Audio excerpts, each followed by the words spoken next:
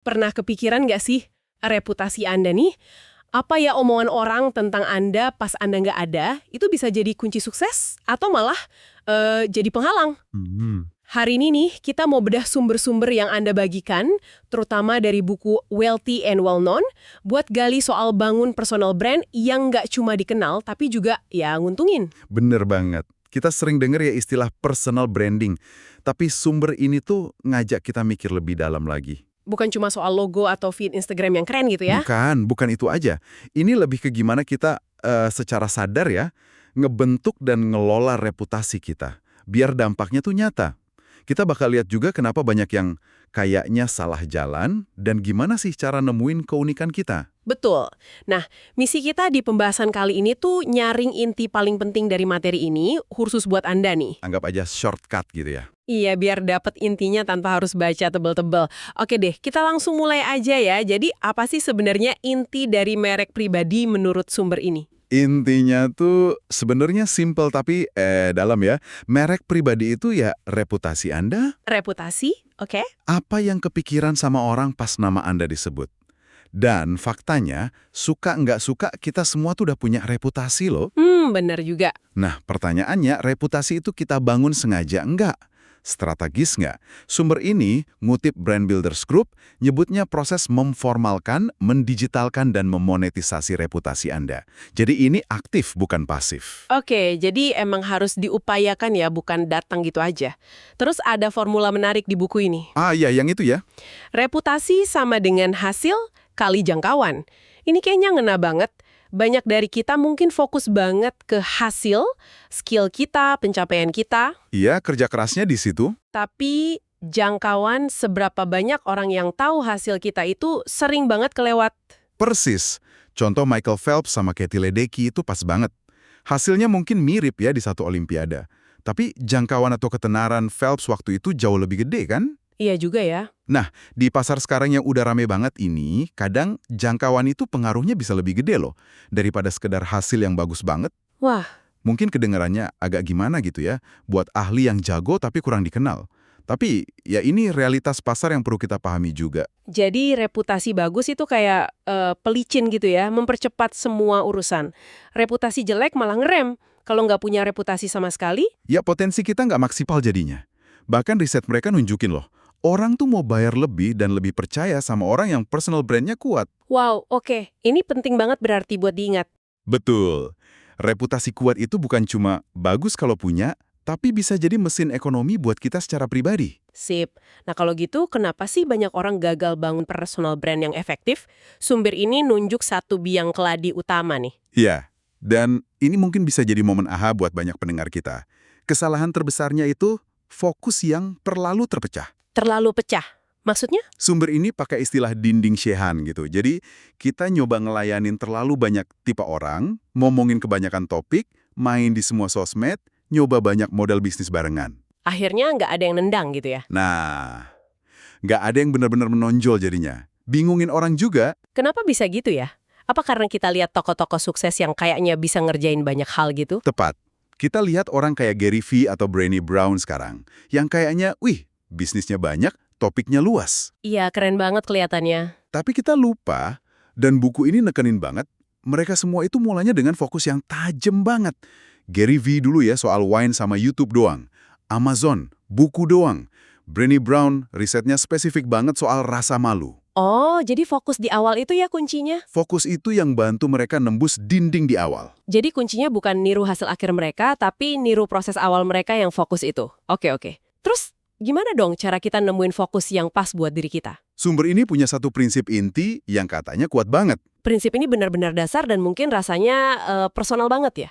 Anda paling kuat diposisikan untuk melayani orang yang pernah menjadi diri Anda. Maksudnya gimana tuh? Artinya, pengalaman masa lalu Anda, perjuangan Anda, bahkan mungkin rasa sakit yang pernah Anda alami, itu bisa jadi sumber kekuatan terbesar Anda buat bantu orang lain yang lagi ngalamin hal mirip sekarang. Wah, dalam banget itu. Jadi bukan malah nutupin masa lalu ya, tapi justru jadi kompas gitu. Persis. Contohnya kayak Lewis Howes yang mulai School of Greatness abis karir footballnya udahan gara-gara cedera. Oh iya, tahu itu. Atau cerita A.J. Vaden sendiri di buku ini, pengalaman dipecat, krisis identitas, trauma masa kecil itu semua jadi bahan bakar misinya buat bantu orang bangun personal brand yang otentik. Jadi ngubah luka jadi misi gitu ya? Iya, ngubah rasa sakit jadi tujuan. Ini ngasih kedalaman sama otentisitas yang ya susah ditiru orang lain. Oke, oke. Konsep melayani diri Anda di masa lalu ini kuat banget. Gimana cara praktisnya nih? Mulainya dari mana? Langkah praktis pertama yang ditekankan banget itu nentuin avatar Anda. Avatar, kayak di film.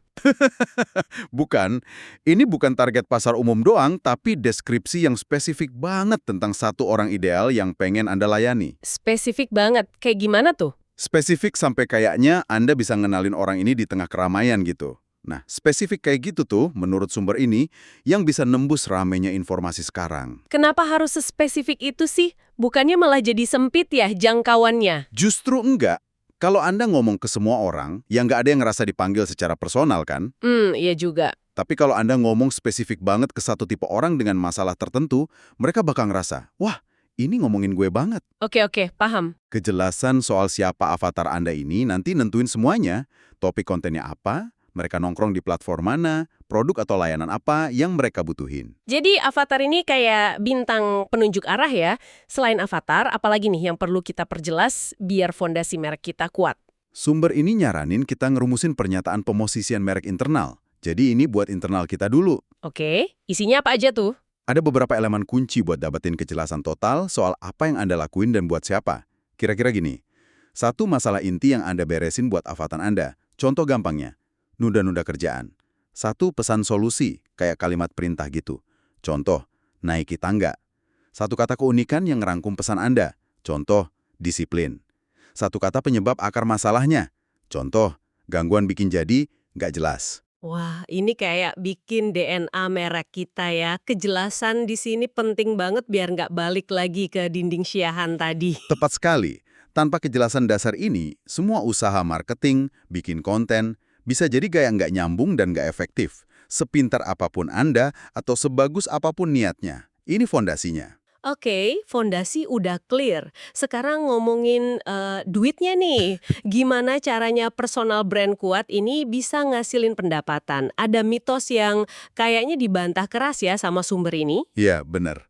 Mitos soal perlunya banyak sumber pendapatan atau multiple streams of income dari awal banget. Nah, itu kan sering banget kita dengar. Iya kan? Sumber ini argumennya kuat banget. Berdasarkan pengalaman mereka sama klien dan tokoh sukses, kunci kaya di awal itu justru fokus ke satu model bisnis utama, primary business model PBM. Satu aja. Satu dulu, tapi digarap sampai benar-benar kuat. Udah kuat, baru deh mikir diversifikasi. Menarik ini soalnya beda sama nasihat umum ya. Jadi fokus lagi nih kuncinya. Terus milih satu model bisnis utama itu gimana caranya? Mereka ngasih 5 model monetisasi utama. Singkatannya PAIDS. Produk fisik, advertising, afiliasi, informasi, kursus membership gitu, deals, kontrak buku, film, sama services, jasa. Oke, PAIDS. Tapi yang lebih penting lagi itu kriteria model bisnis yang ideal. Mereka singkat jadi DAERS.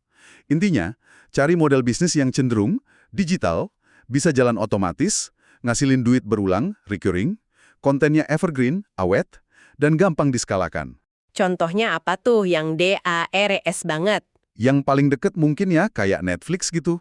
Tentu nggak semua bisnis bisa centang semua kotak ya, tapi ini bisa jadi panduan milih arah. Oke, selain fokus ke satu model bisnis, ada konsep lain yang menarik soal cara ngelayanin pelanggan. Matematika fraktal. Itu gimana tuh?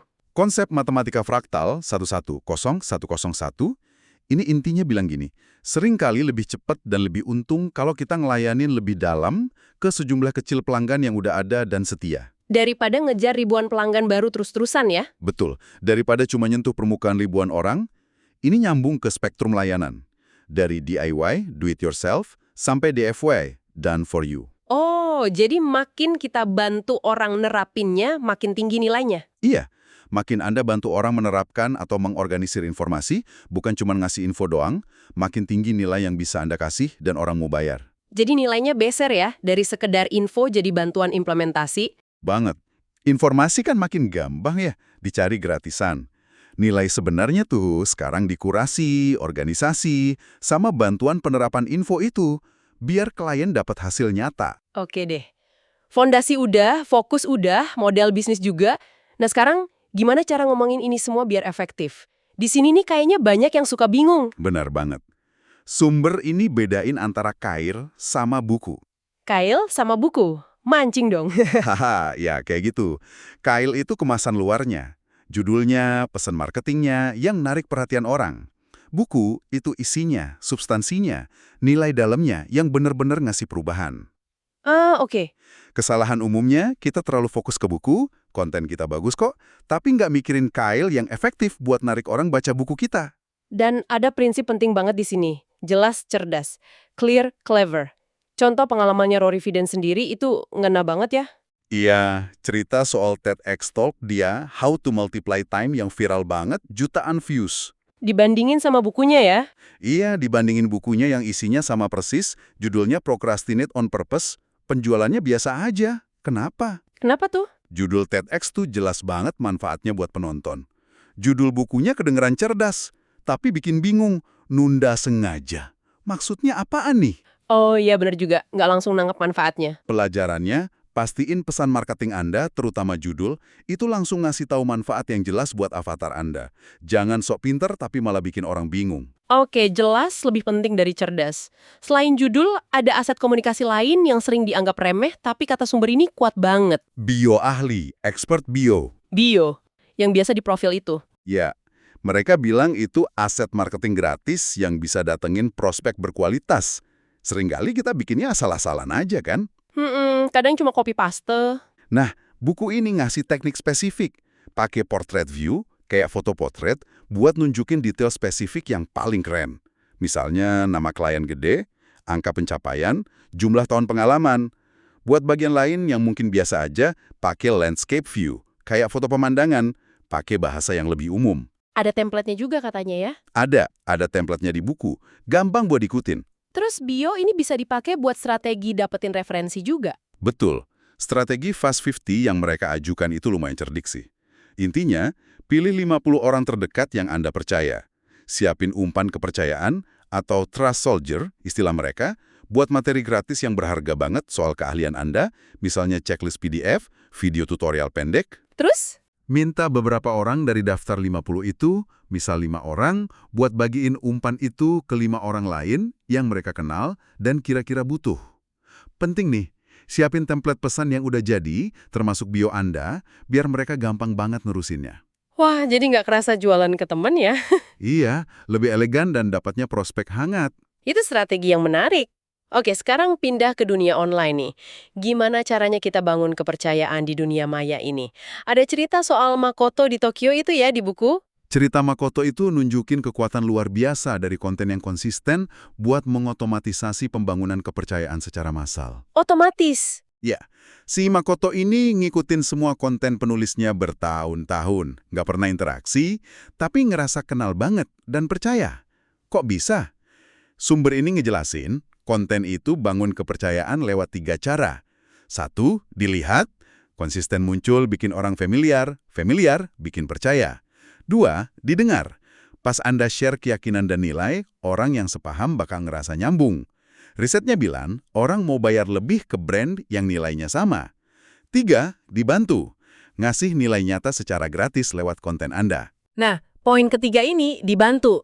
Ada prinsip yang agak aneh kedengerannya. Yang simpan yang terbaik untuk yang pertama ya. Iya itu, kok gitu? Bukannya yang terbaik disimpan buat yang bayar? Justru nggak gitu menurut buku ini. Jangan takut bagiin ide atau tips terbaik Anda secara gratis di konten. Justru itu yang bikin orang cepat percaya dan pengen belajar lebih banyak lagi dari Anda, yang akhirnya bisa jadi beli. Oh, jadi kayak icip-icip gitu ya, tapi yang dikasih icipan terbaiknya. Betul. Dan konten edukasi, kata mereka, itu yang paling efektif buat narik pelanggan. Dibanding cuma hiburan atau motivasi aja, walaupun dua itu juga perlu. Terus biar nggak pusing bikin kontennya gimana? Ada tips praktisnya? Mereka nyaranin sistem berlian konten diamond. Berlian konten gimana tuh? Idenya gini, bikin satu konten pilar yang dalam. Misalnya video 5-10 menit jawab pertanyaan penting avatar Anda. Nah, Dari satu konten pilar itu, pecah jadi banyak format kecil-kecil. Artikel blog dari transkripnya, kutipan buat gambar, video pendek buat sosmed, potongan audio. Wah, jadi sekali kerja bisa dapat banyak ya, efisien. Ya, efisien banget. Jadi nggak ngerasa harus bikin konten baru terus tiap hari. Terus soal ngukur hasilnya nih, biar nggak cuma lihat jumlah likes gitu. Bener, ukur impresi buat lihat jangkauan jangka panjang, ukur prospek atau leads, jangka menengah, dan yang paling penting, panggilan konsultasi atau penjualan. Ini konversinya jangka pendek.